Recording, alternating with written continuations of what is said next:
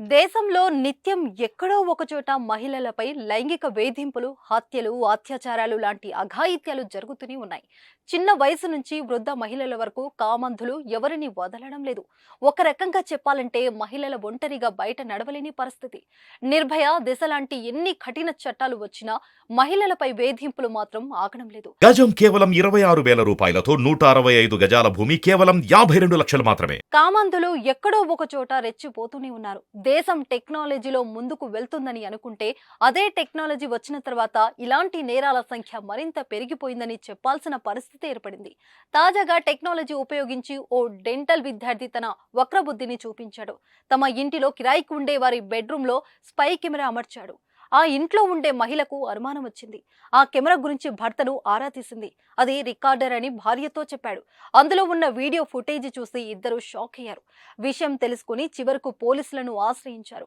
అసలు విషయం ఏమిటంటే, చెన్నైలో గల ఇంటిలో ఆ దంపతులు గత కొన్నేళ్లుగా ఉంటున్నారు. గత నెల 30వ తేదీన ఆ మహిళ ఇంటిని శుభ్రం చేస్తుండగా ఓ పెన్ను లభించింది.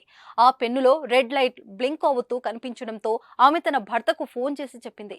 భర్త ఇంటికి వచ్చి పెన్ను మాదిరిగా ఉన్న పరికరాన్ని పరిశీలించాడు. అది సీక్రెట్ గా కెమెరా అన్నట్లు గుర్తించారు. అందులో రికార్డ్ అయిన క్లిప్పింగ్లను చూసి భార్య భర్తలు ఒక్కసారిగా షాక్ అయ్యారు. గత కొన్ని రోజుల నుంచి ఆ మహిళ బట్టలు మార్చుకోవడం వంటి విషయాలు సీక్రెట్ కెమెరా రికార్డు చేసినట్లు నిర్ధారించుకున్నారు. వెంటనే పోలీసులకు ఫిర్యాదు చేశారు.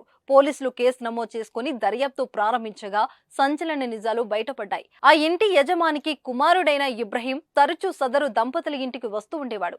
ఈ క్రమంలోనే రహస్య కెమెరా అమర్చినట్లు పోలీసుల దర్యాప్తులో తేలింది. దీంతో డెంటల్ విద్యార్థిని పోలీసులు అదుపులోకి తీసుకొని విచారిస్తున్నారు. డెంటల్ స్టూడెంట్ ఇబ్రహీం ఎంతో నమ్మకంగా తమ ఇంటికి వచ్చి ఇలాంటి దారుణంగా ప్రవర్తిస్తాడని ఊహించలేదని అంటున్నారు దంపతులు. ఈ ఘటనపై కేసు నమోదు చేసుకుని దర్యాప్తు చేస్తున్నారు పోలీసులు. అద్దె ఇళ్లలో ఉండేవారు జాగ్రత్తగా ఉండాలని పోలీసులు సూచిస్తున్నారు.